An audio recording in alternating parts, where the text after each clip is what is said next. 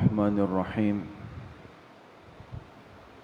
زکوٰۃ کے مسائل سے متعلق یہ بات چل رہی تھی کہ اموال زکوٰۃ کل 4 ہے: سونا، چاندی، نقدی اور سامان تجارت۔ کل کی مجلس میں یہ بات عرض ہوئی تھی کہ ان چاروں اموال کا پھر اپنا ایک نصاب ہے۔ وہ نصاب یہ ہے کہ اگر کسی کے پاس صرف خالص سونا ہے، سونے کے علاوہ نہ نقدی ہے، نہ چاندی ہے، نہ سامان تجارت، تینوں چیزوں میں سے کوئی چیز بھی نہیں ہے، صرف اور صرف سونا ہے، تو سونے کا نصاب 7.5 تولہ ہے۔ جب تک 7.5 تولہ سونا کسی خاتون کی ملکیت میں یا مرد کی ملکیت میں نہ ہو تو اس پر زکوٰۃ نہیں آئے گی۔ تو آج دو مسئلے بڑے اہم ہیں، یہ سمجھ لیں۔ ایک مسئلہ تو یہ ہے کہ اگر سونے کے علاوہ دوسرے اموال زکوٰۃ میں سے کوئی چیز موجود ہو، مثلا کسی عورت کے پاس سونا بھی ہے اور کچھ چاندی کے زیورات بھی ہیں، یا سونا بھی ہے اور کچھ نقد رقم بھی پڑی ہوئی ہے، تو ایسی صورت میں یاد رکھے کہ پھر معیار وہ 52.5 تولے چاندی بن جائے گا۔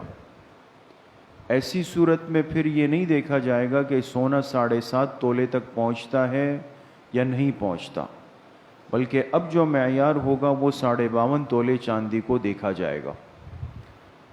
دوسری اہم بات اور اہم ترین مسئلہ یہ ہے، اور آج کل عام طور پہ یہی صورت ہوتی ہے، کہ ہمارے پاس یا ہماری مستورات کے پاس نصاب تھوڑی تھوڑی شکل میں ہوتا ہے۔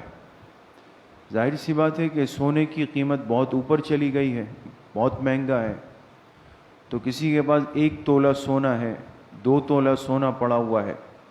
اسی طریقے سے اس کے ساتھ ساتھ کچھ چاندی کے زیورات پڑے ہوئے ہیں، انگوٹھیاں ہیں، اسی طریقے سے کچھ نقد رقم 5,000 10,000 روپے پڑے ہوئے ہیں۔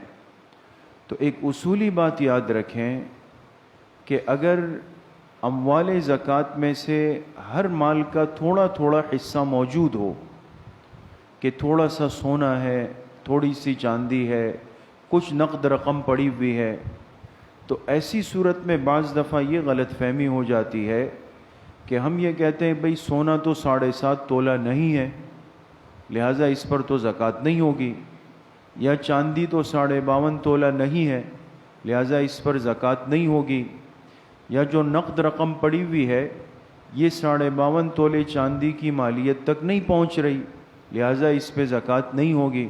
تو یہ بات سمجھ لیں کہ اگر ہر نصاب کا تھوڑا تھوڑا حصہ موجود ہو، کچھ سونا ہے، کچھ چاندی ہے، کچھ نقد رقم ہے، یا کچھ سامان تجارت ہے، تو ایسی صورت میں مسئلہ یہ ہے کہ تمام نصابوں کو ہم جمع کر لیں گے۔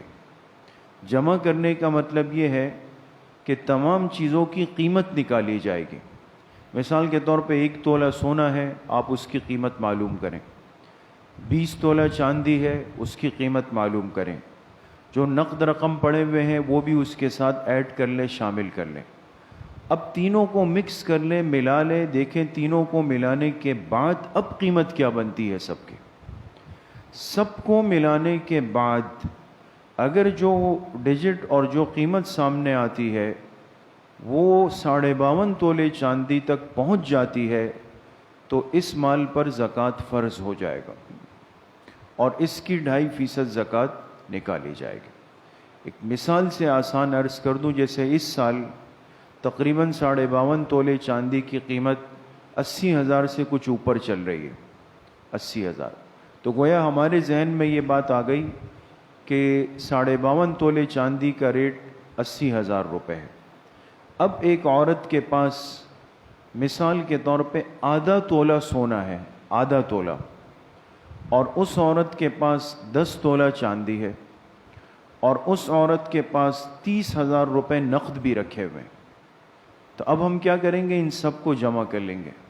آدھا تولہ سونے کی قیمت مارکیٹ سے معلوم کی، پتہ چلا کہ جی وہ 40,000 روپے بن رہا ہے، ایک مثال دے رہا ہوں، 40,000 روپے۔ 20 तोला चांदी की कीमत मालूम की तो पता चला जी वो 20,000 बन रहा है, तो 40 और 20 को मिलाए तो कितने हो गए? 60,000 रुपये। और 30,000 रुपये नक़द कैश पड़े हुए हैं, 60 के साथ 30 मिलाए तो ये कितने हो गए? 90,000 रुपये। तो अब आप बताएं कि निसाब पूरा हुआ या नहीं हुआ? पूरा हो गया, इसलिए कि निसाब तो 80,000 रुपये। लिहाजा इस सूरत में ये औरत अपने 90,000 रुपये की 2.5% ज़कात अदा करेगी।